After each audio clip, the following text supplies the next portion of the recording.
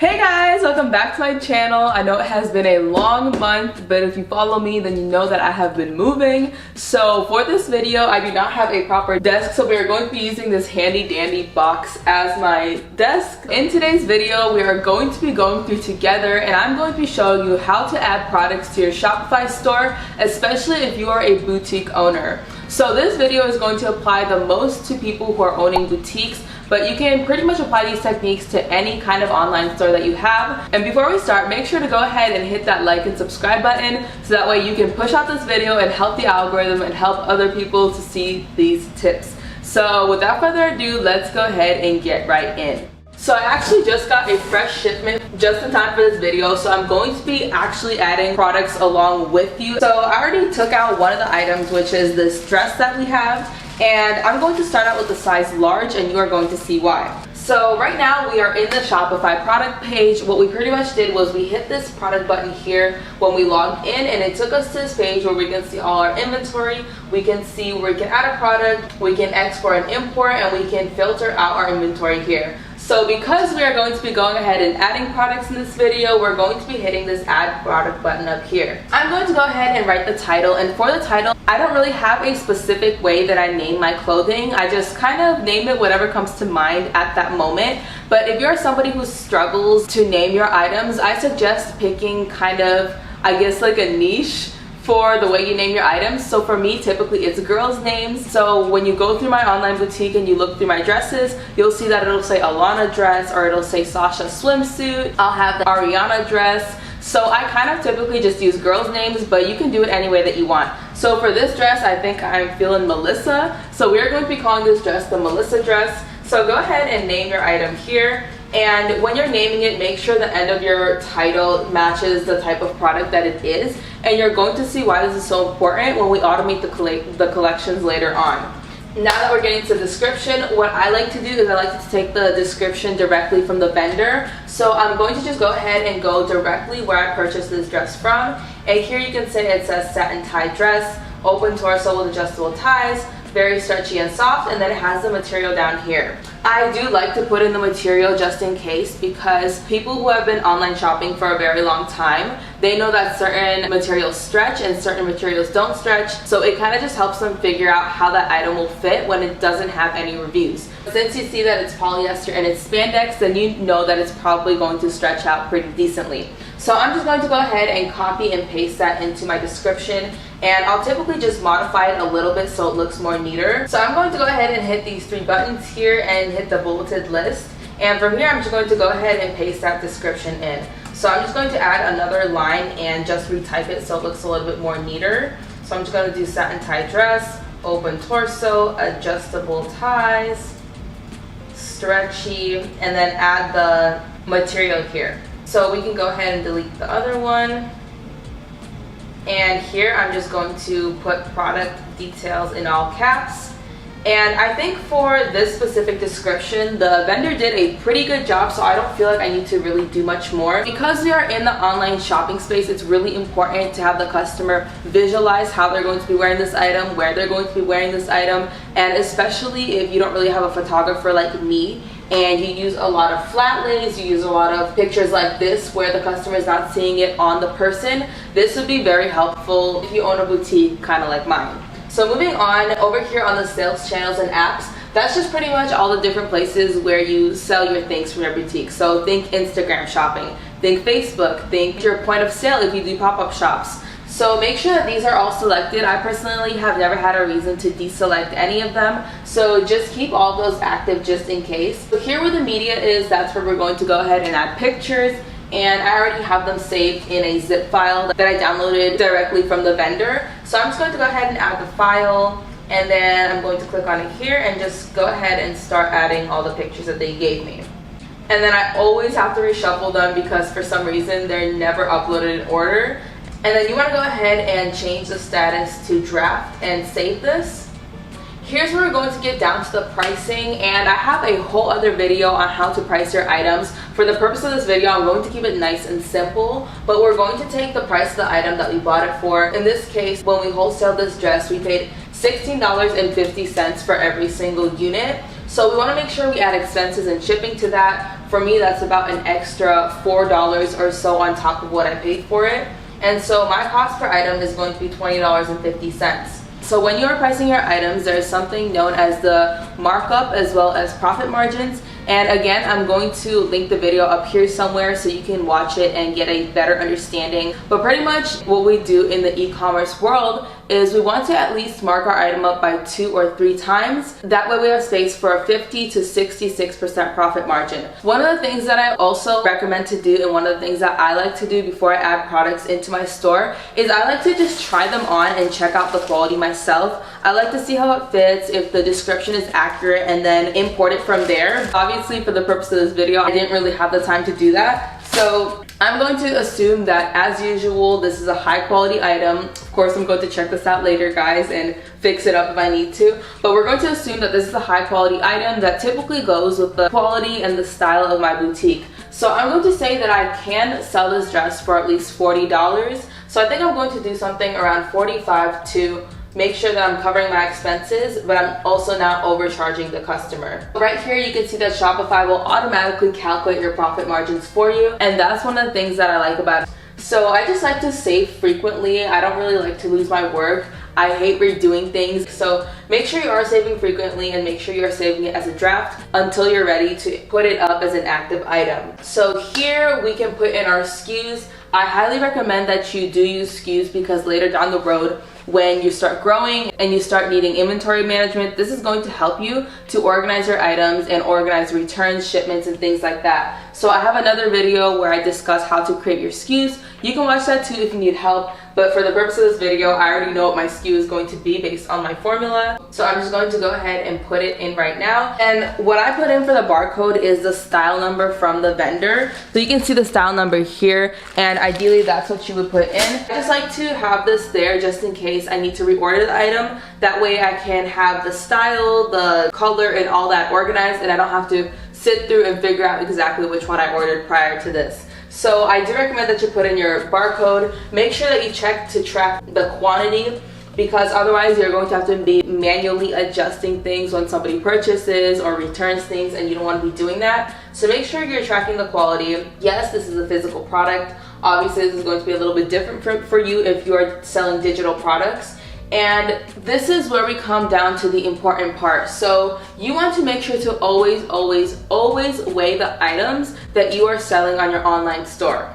Why do you ask? Because when it gets to the point that you need custom packaging, you start to expand and you need to do international shipping, those shipping prices are going to strictly depend on the weight of the items that you're selling. So your first option will be to weigh out the small, medium, and larges individually, or you can just go ahead and weigh out the size large and use that as the heaviest unit and apply it to the rest of your sizes. This is kind of what I do when I don't have time, because the difference in weight is usually not that much, but it saves a lot of time when I don't have to sit there and weigh out the small, medium, and large individually every single time. So I'm personally just going to go ahead and weigh out the size large. If you don't ship it in these, you want to take it out of the packaging. Ideally, when you're weighing items, you want to make sure you have a nice and flat and stable surface. Just pretend like this is a table, and obviously I will be redoing this later. So you're going to go ahead and turn it on. And if you need recommendations for a shipping scale, I highly recommend this one because it's only, I think, about 25 bucks. And there's really no reason to be buying those shipping scales that are $100 or $200 unless you're doing big bulk orders.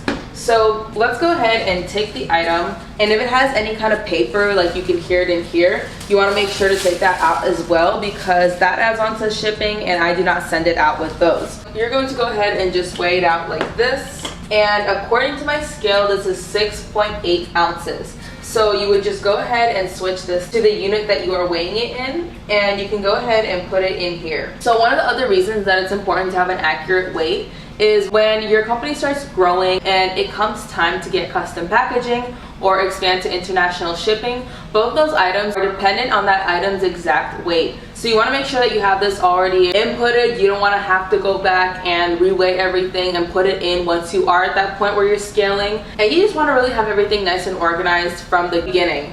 So we're going to go ahead and input the weight, and then the customs information here, depending if you're planning to ship international or not, you need to fill that out. So at the moment I ship only to the United States, but even though I am not international yet, I do plan to expand to other countries in the future, so I do this either way, whether I'm shipping domestically or not. So when you're selecting the country or the region of origin, that is pretty much the country and where the item was made. So if you go and look at the tag and it was made in China, you would put China. If it was made in India, you would put made in India, and so on. I'm just going to double check real quick where this was manufactured, and I'm going to go ahead and put that in. So this was made in China. So my country of origin here is going to be China. So the HS code that you have here, that's pretty much just a harmonized system code that is used by customs when they're classifying your item and calculating the duties and taxes on there. So I never know it off the top of my head. I just started out by typing the type of item that it is. So in this case, it is a dress. So I'm going to start by typing in dress and kind of start reading the descriptions out. So women's or girls' suits, ensembles, jackets, blah, blah, blah, blah, blah. Okay, that could work. I'm going to keep looking though and seeing if there's anything that suits my description better. Artificial fibers of synthetic fibers. Yeah, so here I would just go ahead and pick the second option here, because since it's made of polyester, it is considered a synthetic fiber. So that's what I'm going to put for my HS code. And then here when we get down to options, this is where we can have different size variations, different color variations. When you're first starting your online store, if you are starting with a small collection, I would highly recommend that you separate items that are the same color into different product categories and not have it under an option like this, because it's just going to help fill out your website and make it look like you have more items for the customer. So for this video, I'm going to be showing you guys how to add different sizes. So here you can write the option name as size. You can see here that they automatically already have some options that come up. So you can select it or name your own option name if there's nothing there that matches what you need. And then the option values is just the different types of variables that you have under that option name. So small, medium, and large would be mine in this case. And we're going to go ahead and put S, M, L, and we're going to hit save. And so once we go ahead and save that, we need to go ahead and update the quantity here. So you're just going to scroll the scrolling bar to the right and go ahead and update how many items you have. Of course, the vendor will tell you how much they sent out to you, but you always need to double count and double check to make sure they didn't skimp you, they didn't send you the wrong color, the wrong size combination, or anything like that. So in here we have 3 smalls, 2 mediums, and 1 large. Again, ideally I would count this, but today I just don't have time for that. For the SKU here, I like to have the different sizes at the end, so I'm just going to fix this real quick and put small, medium, large, and then hit save. So we are going to get back to this bulk editor here in a second. This is a really important tool to have, and some people don't know how to use it to their advantage. So I'm going to be going back and helping you guys learn how to use that as well. But for now, we're going to just go back up here to the product organization. You can organize your products into types. I don't really do this for my store just because I have my own way of automating the collections, and I will show you that as well in this video. So I'm not going to fill in the type, but just so you can see, you can categorize it as furniture, hardware, health and beauty, religious, software, whatever the item is if you want to do that. So the vendor here is the person that you are purchasing it from. Usually it auto-fills this with your company name, but obviously I don't purchase items for myself and then resell it. So I'm just going to put the vendor that I used. In this case, it's going to be TikTok.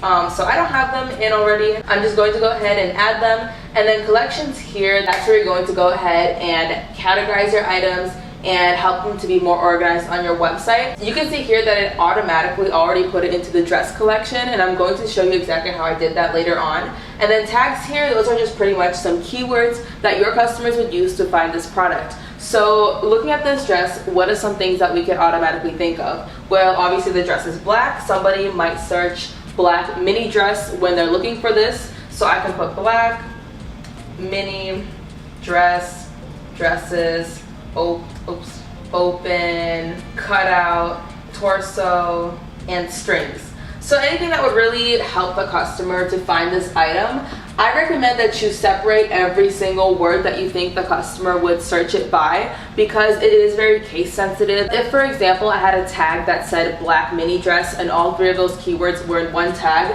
then the customer would have to type in exactly that in order to find your product. So that's why I like to separate it, because with them being separated like this, the customer can type in open cutout dress, they can type in black mini dress, they can type in open torso dress. Pretty much you can combine all these tags and use them to find that item rather than having to type it in exactly how the system wants it to. So I do recommend that you separate these tags and you don't put them together and cluster them. With that being said, one more thing that I want to mention is when you click on your photos, there's something that you can add called an alt text. You don't want to ignore this because this is pretty much the SEO for your website and the SEO for that specific product. It's just text that describes the media. It helps users see it if for some reason they cannot find your image, or let's say they're online surfing the internet and they're looking for an item that goes to your description. So here you can just put in black mini cutout dress, strings, open, sexy, nightclub, and you don't want to have too many because it's going to confuse the engine, but you want to go ahead and have words that describe the item and would make it quick and easy for someone to understand exactly what you're selling. So I usually just copy and paste it to each of the images, and then I'll just keep saving the alt text. And this should ultimately help your website rank and for people to be able to find your items by searching certain keywords. Let me just make sure that I didn't miss anything. I think we covered pretty much everything.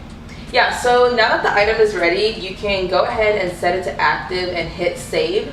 And this is pretty much how you add products to your Shopify store, guys, especially if you own an online boutique. So now that you understand that, this is where I'm going to go ahead and take you in through the bulk editor and just showing you how to automate collections real quick. So the bulk editor here, what it pretty much does is it allows you to edit all the different variants at once. That way you don't have to keep going back and forth and changing the price or the SKU or whatever else that you need to change. So when you're on the bulk editor, the things that nobody will tell you is that you can go to this columns button here and select what else you want to modify. So let's say you want to modify the barcode, or you want to modify the shipping weight. Let's say you want to modify the harmonized system code. You can go ahead and select that, and all these items should pop up for you to see here. So just use that little tip because it's going to make your life so much easier, and nobody told me about this when I first started. So now that you know how to use the bulk editor, you can go ahead and change everything else at once. So you can see here, for example, I put in the barcode for just one item and I want to have it for all 3 items.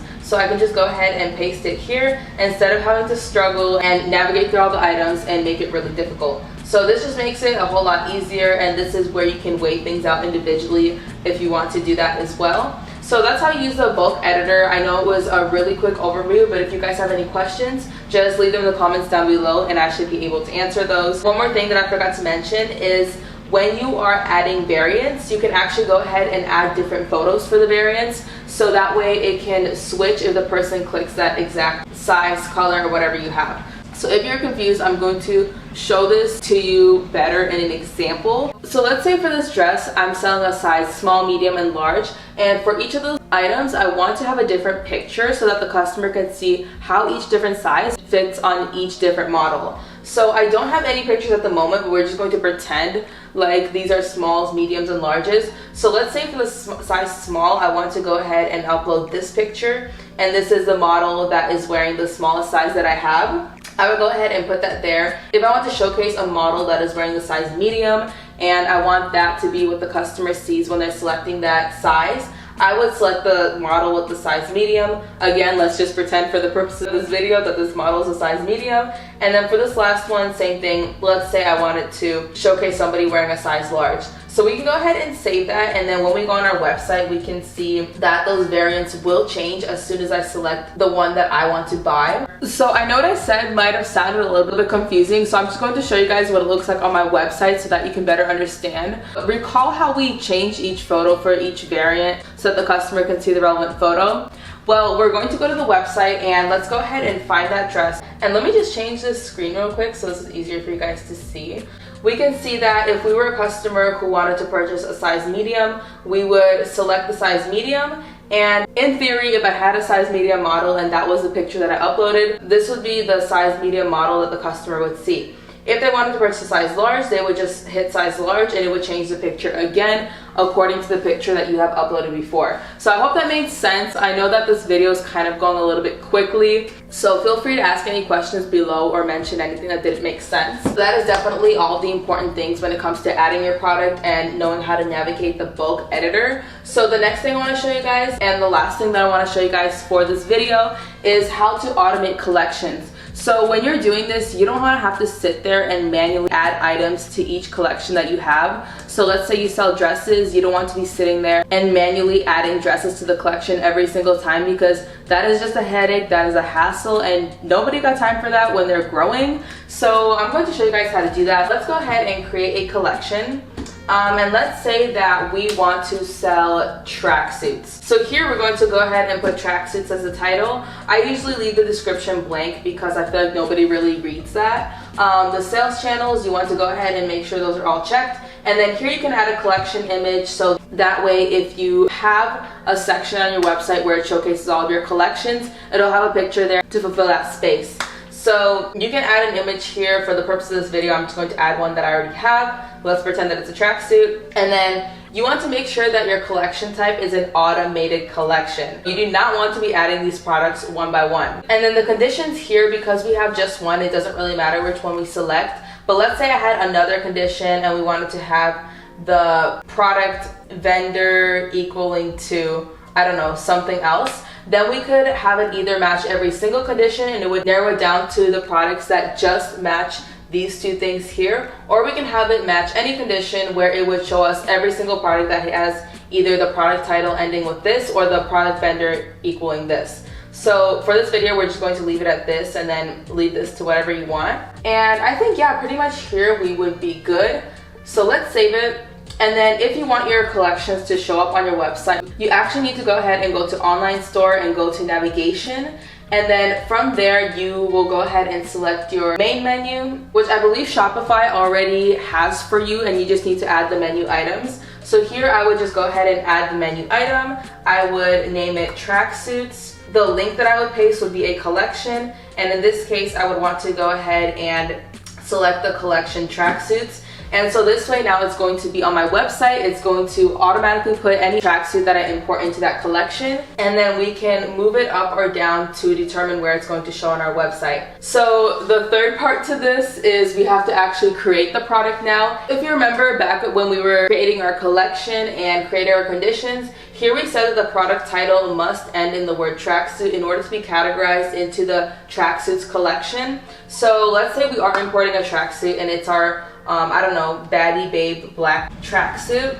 We just have to make sure that we go ahead and follow those conditions so that it can go ahead and automate this collection. So let's click save, and just for the sake of this video, I'm going to save it as active. You can see that right here, it automatically categorized it into the collection called tracksuits. So let's add a picture here of a tracksuit and view it on our website. So let's go ahead and go to our website, baddieallnight.com. When you scroll down, you can see that now in our collection section, we have this section called tracksuits. So go ahead and click it, and now you can see that we have our tracksuit here. Without really having to do anything in the back end, it is automatically added it into that collection. So I hope that all of this made sense. I know that this video was a lot of information and it could get confusing really easily. So don't feel bad if you didn't get it at first. You can go ahead and rewatch this as many times as you need to. And if you have any questions or something was unclear to you, feel free to go ahead and ask me down below. And I will do my best to get back to every single one of you as soon as I can. So I want to say thank you guys so much for watching this video. I appreciate you so much if you stuck through till the end. And if you want to help somebody else out and help push this video out and help someone else see this, make sure you're hitting the like and subscribe button so that you can show YouTube that I'm doing a good job and that I'm doing my genuine best to help you guys out. So I just want to say thank you guys again so much, and I'll see you all in the next video. Bye!